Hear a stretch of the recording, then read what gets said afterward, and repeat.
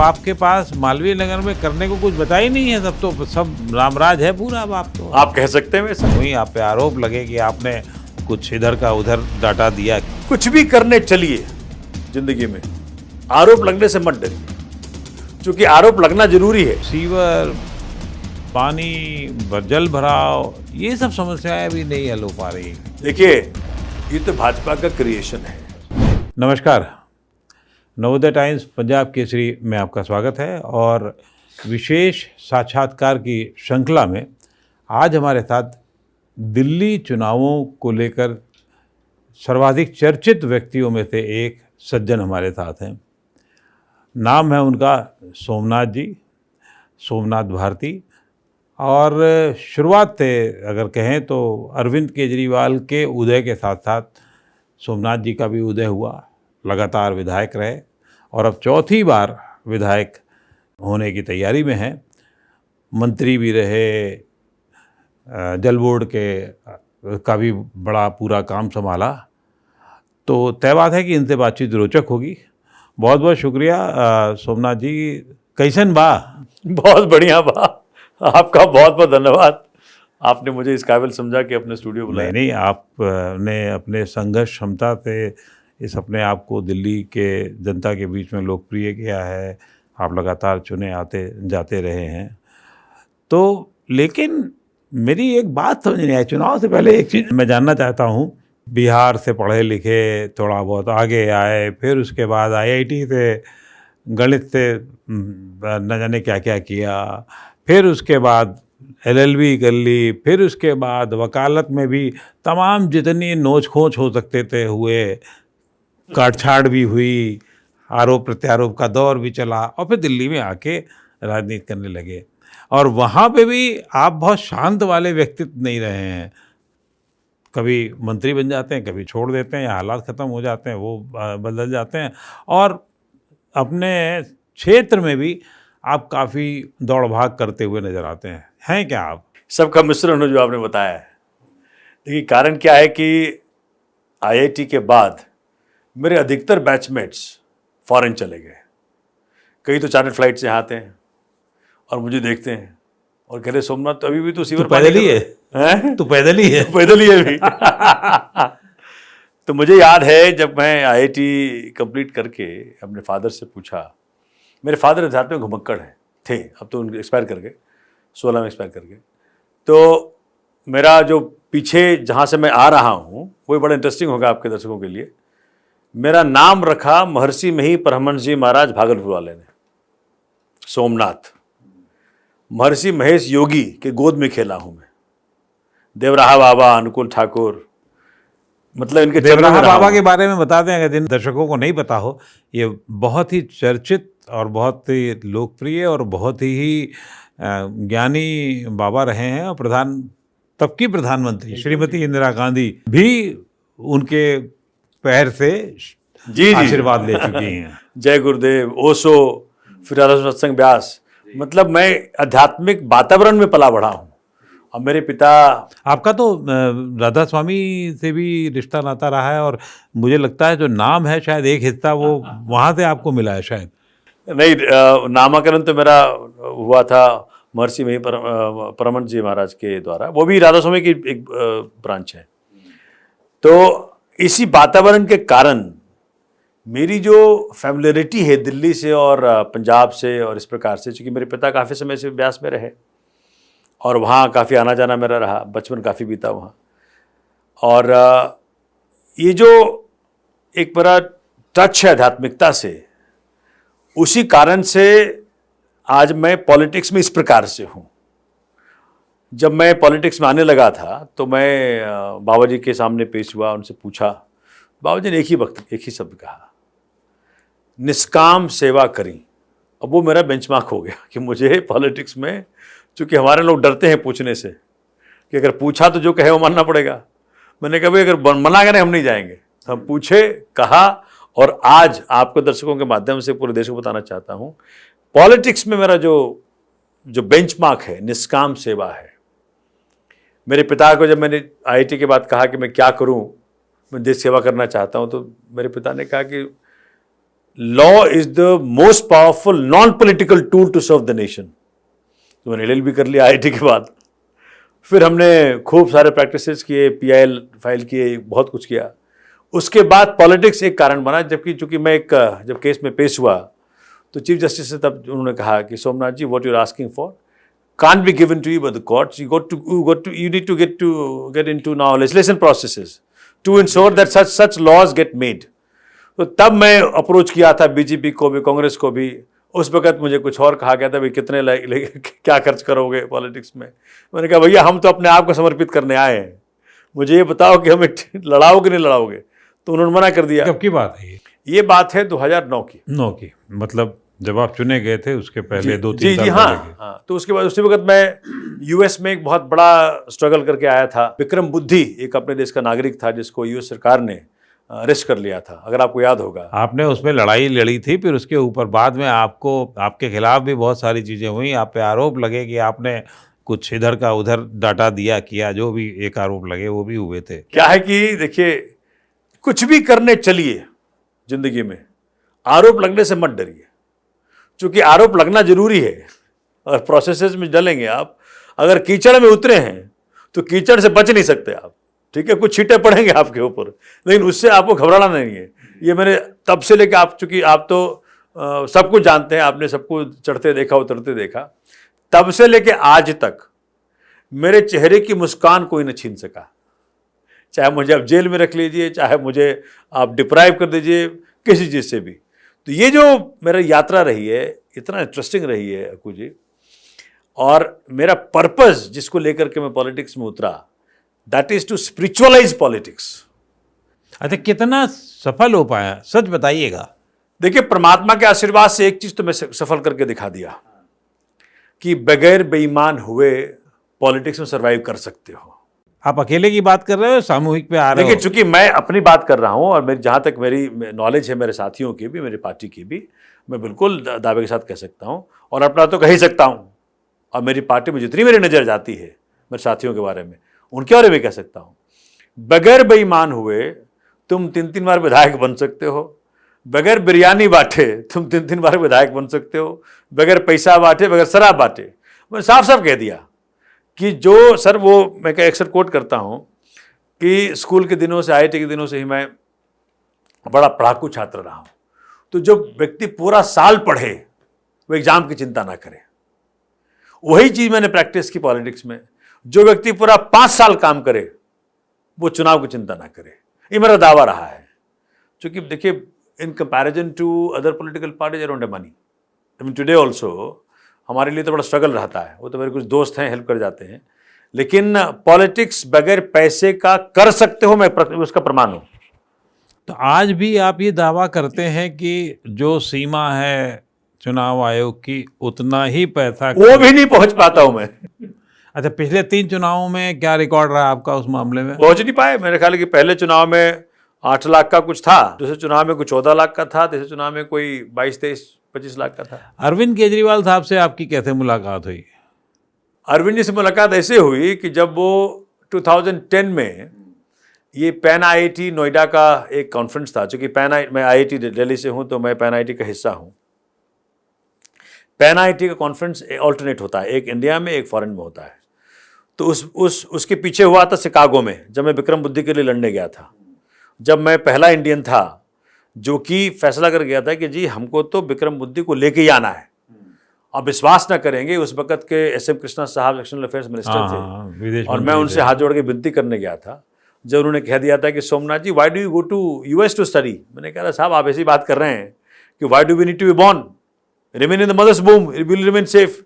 अरे भाई, आपको ये देखना है कि आपका सिटीजन अमेरिका में गलत तरीके से उसको फंसाया गया है, गलत तरीके से रखा गया है, इसका भी ये देखना है। तो मैं बड़ा निराश रहा कांग्रेस को लेकर के उस वक्त। तो अरविंद केजरीवाल जी 2010 में पैन IIT के मूवमेंट में आए हुए थे नोएडा। वो बड़े स्टार थे उस वक्त, कॉमनवेल्थ गेम्स का वक्त चल रहा था, अगर आपको याद होगा। वो बोल रहे थे ऊपर से, चूंकि मैं वो कर चुका था जो कांग्रेस के पास चला गया था, भाजपा का चला गया था मुझे पॉलिटिक्स में आने के लिए। उन्होंने जो पैसे की डिमांड करी थी, हमने कहा कि भैया पैसे है नहीं हमारे पास। तो मन में बड़ी गहरी इच्छा थी कि कोई तो मिले, कहीं तो शुरुआत करें। अरविंद जी स्टेज पर थे और मैं नीचे ऑडियंस में था। अरविंद जी ने कहा, देखो जी CWG गेम्स में कुछ होना नहीं है, स्कैम में बड़ी मछलियां छोटी मछलियों को खा जाएंगी और हम सबको मूवमेंट करना पड़ेगा। मैं नीचे बैठा बैठा सोचूं कि ये आदमी मिल जाए मुझे मजा आ जाएगा। भाई साहब, कहते ना परमात्मा अगर ऐसी इच्छा करो, इतना पावरफुल डिजायर था वो। शाम को बगैर किसी कम्युनिकेशन का अरविंद केजरीवाल जी बैगन आर्मी मेरे घर पहुंच गए शाम को। अरे वहाँ कैसे पहुँच गए? पहुंच गए। हमने पूछा, मेरे आंखों में आंसू थे। मैंने कहा साहब, कल आज सवेरे मैंने इच्छा जाहिर की थी परमात्मा से और आप शाम यहाँ आ गए, इसका मतलब प्रकृति कुछ चाहता है कराना। वो आए थे मुझे हायर करने के लिए कि कॉमनवेल्थ गेम स्कैम केस कर दो मेरे लिए। उनको वकील चाहिए था, तो किसी ने बताया था कि अभी सोमनाथ तो वो है जो कि अमेरिका जाके लड़के आया अपने हिंदुस्तानी के लिए, तो उस ख्याल से वहाँ आ गए। मैंने उनको कहा कि अरविंद जी पॉलिटिक्स जाना पड़ेगा, चूँकि मैं पॉलिटिक्स जाना चाहता था। अरविंद जी ने कहा, नहीं सोमनाथ जी, ये केस कर दो मेरे लिए, पॉलिटिक्स मेरे बस की चीज़ नहीं है। मुझे याद है, मैं आज भी जब मिलता हूँ ज़रूर कहता हूँ। तो अरविंद जी बिल्कुल राजी नहीं थे पॉलिटिक्स मानने के लिए। तो मैं कह सकता हूँ इस पॉलिटिकल पार्टी में बहुत कम लोग ऐसे थे जो कि पॉलिटिकल डिजायर के साथ पार्टी को स्टार्ट किए। उसके बाद फिर तो जुड़ गए। उनका पहला वकील में रहा, लोअर कोर्ट से हायर कोर्ट तक। अब तो ढेर सारे वकील आ गए, बड़े बड़े वकील भी आ गए। और फिर उन्होंने कहा कि सोमनाथ जी आप केस लड़ो मालवीय नगर से, चुनाव लड़ो मालवीय नगर से, 13 वाला चुनाव। मैंने कहा यार कैसे करेंगे, चूँकि अनुभव तो था नहीं। So he told me, you are starting from 6000+ votes. मैंने कहा कैसे? बोला IIT दिल्ली आपके विधानसभा में आएगा। और मैं वहाँ का अलमनाई के प्रेसिडेंट रहा और 14-15 साल से ऑलरेडी एसोसिएटेड था मैं। आप तो संघ के भी कोई अध्यक्ष वगैरह? जी, IIT अलमनाई एसोसिएशन जो है ना, उसका प्रेसिडेंट रहा काफ़ी। मेरा ख्याल है कि 97 में जब पास आउट किया, उसके बाद मैं जुड़ा ही रहा उनसे। तो कोई 2012-13 में मैं रहा प्रेसिडेंट उनका, अलमनाई एसोसिएशन का। तो I was possibly the only one who had 6000+ votes when we started the politics, and that's how उस वक्त मेरा पहली जनता ने मार्जिन दिया 8000 का, सेकेंड टाइम मार्जिन दिया बढ़ गया 16,000, हाँ। तीसरा बार जनता ने मार्जिन दिया 20 में 18,200 का। तो ये मैंने एक ही चीज फॉलो किया सर। मैंने कहा देखो मैं हिंदू हूं, मेरे धर्म में हर व्यक्ति को परमात्मा स्वरूप मानते हैं लोग। मेरा धर्म कहता है 33 करोड़ देवी देवता, जब पॉपुलेशन वर्ल्ड की 33 करोड़ थी। तो मैं सभी व्यक्ति को, और मैं आपके चैनल के माध्यम से, आपके माध्यम से पूरे देश को कहना चाहता हूं, मैं सभी व्यक्ति को परमात्मा स्वरूप मानता हूं। मेरे गुरु ने कहा निष्काम सेवा करना है। अगर आपको मैंने परमात्मा स्वरूप मान लिया तो फिर क्या बच गया? तो परमात्मा स्वरूप आप मानते हैं, लेकिन विवाद क्यों आपके साथ में रहते? फिर विवाद कुछ ऐसा है कि अब जब आप, चूंकि क्या है ना, जैसे मान लीजिए कि आप आए समस्या लेके मेरे पास और मुझे लग रहा है कि समाधान इसका जरूरी है, तो प्रोसेसेस फॉलो करेंगे। अगर मान लीजिए कि आपकी बहन को कोई छेड़े, तो अब आप पुलिस को तो फोन करने से बचे उस वक्त कि हम पुलिस को फोन करेंगे और पुलिस आएगी तो पुलिस मेरे सिस्टर को बचाएगी। आप खुद लपकेंगे, बोले कि अरे भैया तेरी ऐसी की तैसी, पकड़ो उसको। तो ऐसा ही है, मेरे जहन में रहता है कि भैया कैसे हम फास्ट जस्टिस करें इस व्यक्ति के लिए, कैसे हम तुरंत इसको न्याय दिला दें। वो खिड़की वाला जो कांड रहा मेरा, जिसमें कि ड्रग माफियाओं के साथ में भिड़ा और ह्यूमन ट्रैफिक के साथ में भिड़ा, आज भी केस जाता हूँ, कोर्ट जाता हूँ आज भी मैं। लेकिन उस केस के कारण रघु जी मेरा क्षेत्र स्वर्ग बन गया। वो क्षेत्र, वहाँ ड्रग माफिया खत्म हो गए, ह्यूमन ट्रैफिकिंग खत्म हो गया। उस क्षेत्र में, उस गलियों में जहाँ बेटियों को लोग गलत निगाह से देखते थे, क्योंकि देखिए अब आपकी बेटी हो, मेरी बेटी हो, अगर रात को कॉल सेंटर से बेचारी काम करके आ रही है तो कोई कुछ बोल देता था, तो हमारा अजय पिता खून खोलता था। तो आज वो सारी बेटियां और आपके भाई को उस क्षेत्र से आज 99%, 95% वोट पड़ता है। इसी कारण से पड़ता है क्योंकि उस क्षेत्र में इतनी बड़ी समस्या थी ड्रग माफियाओं की और हमें निश्चित रूप से वो याद है अजय कि वो बहुत बड़ी समस्या थी और काफ़ी कुछ हल भी हुई। लेकिन आप पर एक वो है कि इतने साल लगातार रहने के बाद भी, बहुत स्थानीय समस्या से बात कर रहा हूँ, सीवर, पानी, जल भराव, ये सब समस्याएं भी नहीं हल हो पा रही। देखिए ये तो भाजपा का क्रिएशन है। मेरे क्षेत्र में कहीं भी आपको, इनफैक्ट जब मैं 13 में घूम रहा था अपने क्षेत्रों में, जब उस वक्त प्रचार में, ऐसी कोई गली नहीं थी जहां गंदे पानी की समस्या नहीं थी। और आज आपके चैनल के माध्यम से दावे के साथ कह रहा हूं, ऐसी कोई गली नहीं है जहां कोई परमानेंट गंदे पानी की समस्या है। सब जगह ठीक कर दिया। अब क्या है ना कि चूंकि हम थोड़े अनकंट्रोल्ड सोसाइटी हैं, अब किसी को भैया रात को कनेक्शन लेना हो तो थोड़ा तोड़ करके प्लम्बर से इलीगल तरीके से ले लेता है और वो छेद छोड़ देता है, वो उसको प्रोफेशनली नहीं प्लग करता है, तो रात को जो किए हुए छेद है उसके जरिए गंदगी घुस जाती है, भुगतता है सोमनाथ भारती। तो और रात को कोई कंट्रोल कर नहीं पाता, कोई है ही नहीं। तो मैं देख पाता हूं कि मेरे क्षेत्र में आज गंदे पानी की समस्या बिल्कुल नहीं है, ओवरफ्लोइंग सीवरेज की समस्या परमानेंटली बिल्कुल नहीं है, पानी नहीं आ रहा हो हमारे क्षेत्र में बिल्कुल नहीं है ऐसी समस्या। मेरा क्षेत्र सर पहला क्षेत्र है जहाँ की 24/7 मॉडल हमने इस्टेब्लिश किया। गीतांजलि इनक्लेव नवजीवन बिहार में पायलट प्रोजेक्ट के तहत हमने वहाँ पे 24/7 वाटर सप्लाई होता है, उसे एक्सपेंड करना है। अगर ये जब मैं जल बोर्ड का वाइस चेयरमैन था, मैंने हाथ जोड़ के एलजी साहब को विनती किया कि मेरे पास एक, मैं आईटी का पढ़ा लिखा हूँ, थोड़ा मुझे काम करने दो। उस प्रकार से 140 MGD जो आपका ट्रीटेड अफ्लुएंट है ओखला वाला, ओखला यूपी के करीब है। मैंने कहा सर जल बोर्ड के कॉस्ट पे मुझे पाइपलाइन डालने दो यूपी तक, और यूपी को राजी कर लो कि भैया आप किसानों को फ्रेश वाटर मत दो, रॉ वाटर मत दो, किसानों को ट्रीटेड अफ्लुएंट दो जो कि उनको अच्छा रहेगा उनकी खेती के लिए, और वो 140 MGD मुझे रॉ वाटर दे दो। मैंने कहा, मैं हाथ जोड़ के विनती किया। उसी प्रकार से गुड़गांव की तरफ भी हमारा जो STP है उसका ट्रीटेड अफ्लुएंट है कोई 30-40 MGD। मैंने कहा भाई ये वाला हरियाणा को देता हूँ किसानों को, मैं पाइप डाल देता हूँ अपने कॉस्ट पे, वो पानी हमको एक्स्ट्रा दे दो। अगर सर कोऑपरेटिव फेडरलिज्म चले ना, दिल्ली की समस्या ना बचे, अगर वो पानी मिल गया होता, 200 MGD पानी मिल गया होता अकू जी, तो आज दिल्ली में घर घर मैं पानी 24 घंटे पहुंचा चुका। क्यों नहीं पहुंचा पाए फिर आप? अपने एक्स्ट्रा पानी नहीं, वी डोंट प्रोड्यूस वाटर, हम गंगा कनाल में बैठे हुए हैं। आप नहीं करते हैं, लेकिन ये प्रक्रिया क्यों नहीं शुरू कर पाए? क्या वहां से नहीं जवाब नहीं आया? नहीं दिए, क्योंकि अपने पास जो एग्रीमेंट है 93 वाला ना, जो एग्रीमेंट अच्छा, उस वजह से उसका लिमिटेशन है, उसको वो गा रहे हैं। ठीक है, हम कह रहे हैं कि भैया हम ट्रीटेड अफ्लुएंट आपको दे रहे हैं, आपके हरियाणा के किसानों को भी, यूपी किसानों को भी, जो आपको धन्यवाद करेंगे इसके लिए, उसके वजह रॉ वाटर दे दो हमको। तो नहीं दिए। अगर हो गया होता तो मैं कितना भी अच्छा इंफ्रास्ट्रक्चर दिल्ली का कर लूं, जब तक रॉ वाटर उपलब्ध नहीं होगा तब तक आप 24/7 का सपना पूरा नहीं कर सकते। और इसी कारण से अरविंद केजरीवाल जी ने साइंटिफिक तरीका ढूंढा कि यमुना जी के तट को आप रिजर्वायर की तरह डेवलप करो, जिसमें बारिश का पानी हम संजोएं और अंडरग्राउंड वाटर टेबल बहुत ऊपर लेकर के आ जाएं। तो जहां जहां इस प्रकार का पानी संजो लेंगे हम यमुना जी के तट पे, तो 22 किलोमीटर स्ट्रेच है वो पूरा, 23 किलोमीटर का, तो वहां पे अंडरग्राउंड वाटर हम एक्सट्रैक्ट कर सकते हैं ट्यूबवेल से, RO के माध्यम से प्रोसेस करके उन असेंबलीज में पानी सप्लाई कर सकते हैं 24/7, और बाकियों में जो गंगा और यमुना का पानी आ रहा है वहां सप्लाई कर सकते हैं।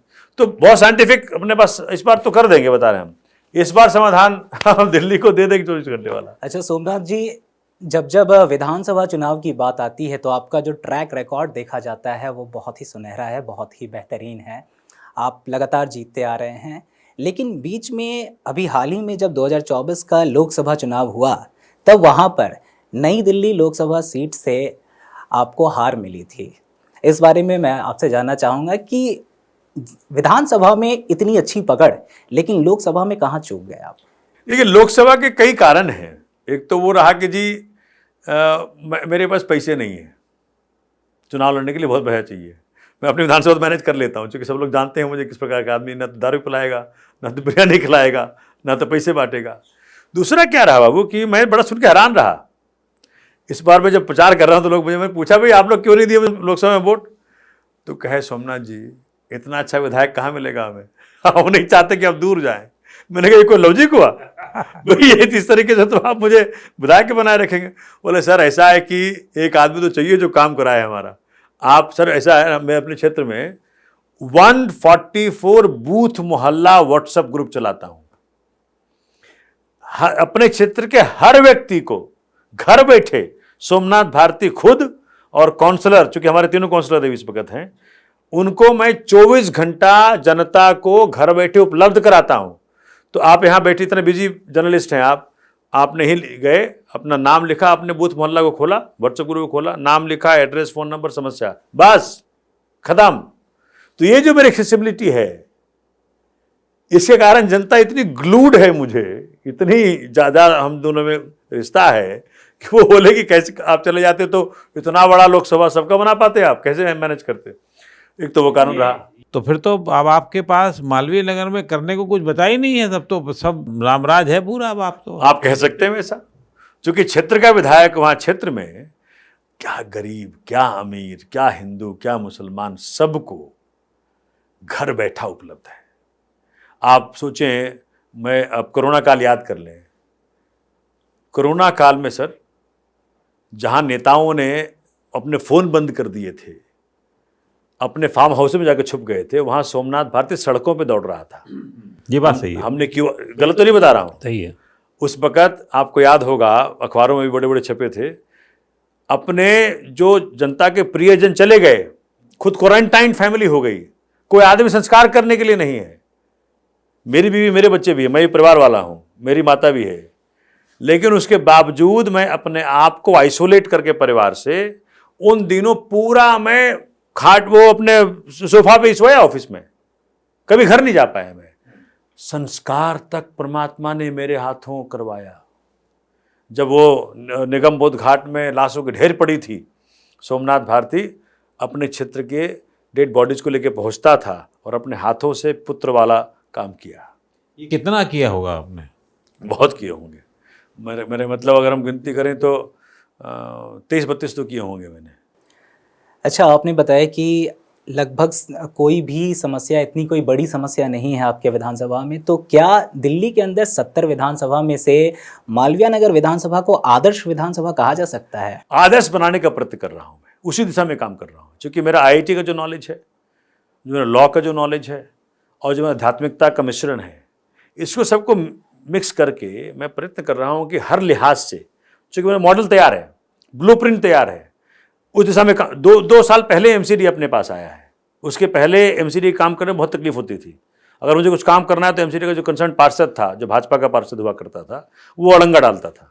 लेकिन 2 साल पहले मुझे छूट मिली, जब क्षेत्र के लोगों ने, इसी धारा में मुझे पार्षद दिया, जब क्षेत्र के लोगों ने मुझे पार्षद दिया तो मुझे छूट मिली कि मैं अब MCD वाले कामों में विधायक निधि फंड लगा करके मॉडल कंस्टिट्यूंसी की तरफ मैं बढ़ सकता हूँ।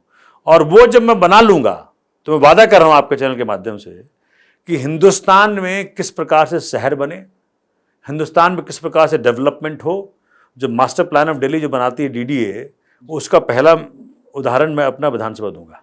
एक बात बताइए, जब सब कुछ इतना गुडी गुडी है, बढ़िया है, तो अरविंद केजरीवाल जी को तो चाहिए था कि जो सबसे कठिन विधानसभा वो आपको सौंपते। अब तो लाजपत नगर तो हो गया ना काम, मालवीय नगर अभी नहीं, क्या बाकी रह गया? क्यों अब आप लोगों को, आपको वोट दें लोग? नहीं, चूंकि मालवीय नगर जो विधानसभा है ना, लाजपत नगर कह रहा हूँ, मालवीय नगर जो मालवीय विधानसभा है, ये कोई आसान विधानसभा नहीं है।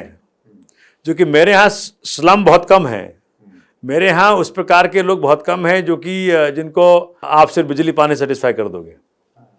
हमारे यहाँ के लोग, अब सोचिए, हौज खास, ग्रीन पार्क, नीति बाग, गुलमोहर पार्क, शिवालिक, सर्वोदय, सर्वप्रिय, गीतांजलि, नवजीवन, सदर इंक्लेव, इस प्रकार जो कॉलोनियाँ हैं, SDA, इन कॉलोनियों में they need somebody who is intellectually sound, who can take care of their needs. I mean, they're sitting judges who are there in our मोहल्ला WhatsApp groups. ठीक है, जो हम, अगर आपको पता नहीं, याद है कि नहीं, कोरोना काल में मेरे मोहल्ला WhatsApp ग्रुप का चर्चा वहाँ कोर्ट में हुआ कोरोना काल में कि जी हमारे यहाँ बड़ा अच्छा है, हमारे विधायक ने बना रखा मोहल्ला WhatsApp ग्रुप। हम कहते हैं जी हमको रेमडेसिविर चाहिए, वो रेमडेसिविर ला के दे देता है। हम कहते हैं भैया सिलेंडर चाहिए ऑक्सीजन का, ऑक्सीजन सिलेंडर ला के देता है। हमने बहुत काम किया उस वक्त। मतलब मेरे लिए, चूंकि मैं जिस बैकग्राउंड से आता हूँ ना, सेवा मेरा मोटो है, और पॉलिटिक्स से बेटर टूल नहीं हो सकता अगर आपको सेवा करनी हो तो, इफेक्टिव सेवा करनी हो तो। मैं फिर कह रहा हूँ, आपको अब क्यों वोट दें लोग, ये बताइए। चूंकि वो जो मॉडल कंस्टिट्यूंसी बनाना है, वो सपना भी अधूरा है, अभी अधूरा है। उस प्रोसेस में हम हैं। और वो तो आप क्षेत्र में जाके पूछे तो बताएंगे जनता कि क्यों वोट दे। लोग बोलेंगे हाँ जी ठीक है कि हमारे सामने की रोड अभी नहीं बनी है, बन जाएगी, लेकिन ये जो आदमी है ना, ऐसा आदमी हमें नहीं मिलेगा, क्योंकि ना तो वो दिन देखता है ना रात। रात को 12 बजे, अभी एक मैं बता रहा हूँ आपको, छोटा सा उदाहरण दे देता हूँ। 10 साल की बच्ची का ब्लड प्रेशर डाउन हो रहा है। सलम का एक हमारा रेजिडेंट है, उसने फ़ोन किया रात को 10:30 बजे। मैंने कहा कि मैं करता हूँ, मैं जी हॉस्पिटल टू हॉस्पिटल उसको लेके घूमा। फाइनली एम्स में ज़बरदस्ती कराना पड़ा उसे एडमिशन। मैंने कहा करना पड़ेगा, मैं ही बैठा हूँ नहीं तो। और जाके 3 बजे सवेरे घर वापस आया मैं, और फिर 5 बजे उठ गया ध्यान कर। तो अगर ये सोचिए, अब तो फिर ऐसी व्यवस्था है दिल्ली में इलाज की कि एक विधायक को 3 घंटे बाद एम्स में दाखिल कराने के लिए परेशान होना पड़ता है, तब आप इसको क्या संज्ञा देंगे? इसको देखिए, कारण क्या है कि उस रात को जब मैं गया अस्पतालों के अंदर, तो उसका जिद था कि मैं साउथ दिल्ली में जाऊंगा, मैं जीबी पंत में नहीं जाऊंगा, अच्छा, मैं उसमें डीडीयू में नहीं जाऊंगा।